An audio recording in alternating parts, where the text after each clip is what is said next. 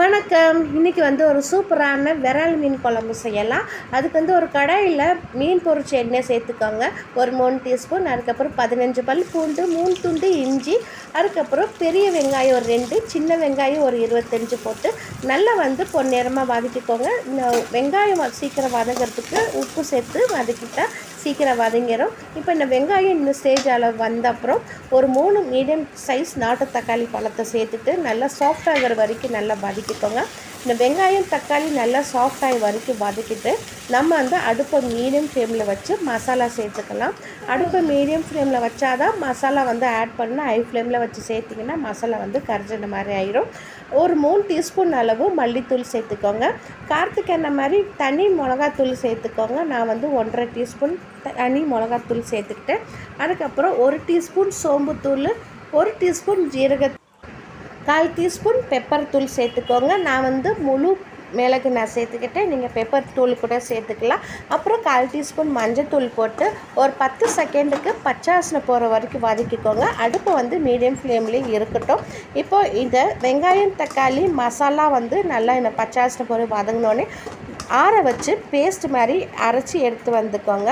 அப்போ தான் நம்மளுக்கு அந்த குழம்பு கெட்டியாக வரும். நல்லா கொஞ்சமாச்சும் தண்ணி ஊற்றி நல்லா நைஸாக அரைச்சி எடுத்து வந்துக்கோங்க.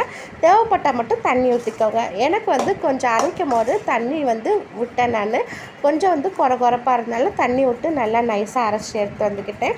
அதுக்கப்புறம் நம்ம இதே கடாயில் குழம்பு செய்யலாம்.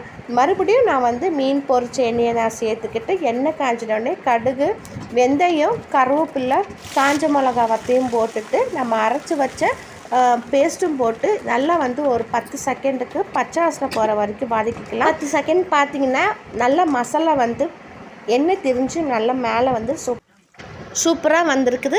அதுக்கப்புறம் இந்த குழம்புக்கு ஏற்ற மாதிரி 4 டம்ளர் கிளாஸ் அளவு தண்ணி ஊற்றிக்கோங்க. இந்த தண்ணி ஊற்றி நல்லா மிக்ஸ் பண்ணி விட்டுட்டு நல்லா கொதிஞ்சு வரட்டும். ஒரு 10 நிமிஷத்துக்கு அப்புறம் நல்லா சூப்பராக கொதிஞ்சு வந்துடும்.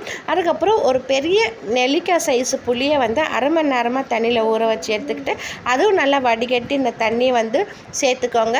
புளி தண்ணியும் இந்த நம்ம மசாலா தண்ணியும் நல்லா கொதிஞ்சு வரணும். நடுவில் செக் பண்ணி பார்த்துக்கோங்க உப்பு இருக்குதா இல்லையான்னு. எனக்கு கொஞ்சம் உப்பு மாதிரி இருக்குது. நல்லா உப்பு போட்டு ஒரு 10 நிமிஷத்துக்கு அப்புறம் பார்த்திங்கன்னா சூப்பராக குழம்பு நல்லா கெட்டியாக ஆயிடுச்சு.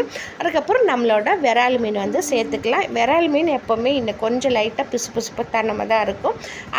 அந்த பிசு தன்மை தான் நம்மளுக்கு விரால் மீன் சூப்பராக இருக்கும் டேஸ்ட்டு சாப்பிட்றதுக்கு. இப்போ இந்த விரால் மீன் எல்லாம் நான் 1 கிலோ அளவு விரால் மீன் எடுத்துக்கிட்டேன். நான் இப்போ இந்த மீன் எல்லாம் போட்டு லைட்டாக மிக்ஸ் பண்ணி விட்டுட்டு ஒரு 12 நிமிஷத்துக்கு அப்புறம் பார்த்திங்கன்னா சூப்பராக நம்மளுக்கு மீன் குழம்பு சூப்பராக ரெடி ஆகிடுச்சு.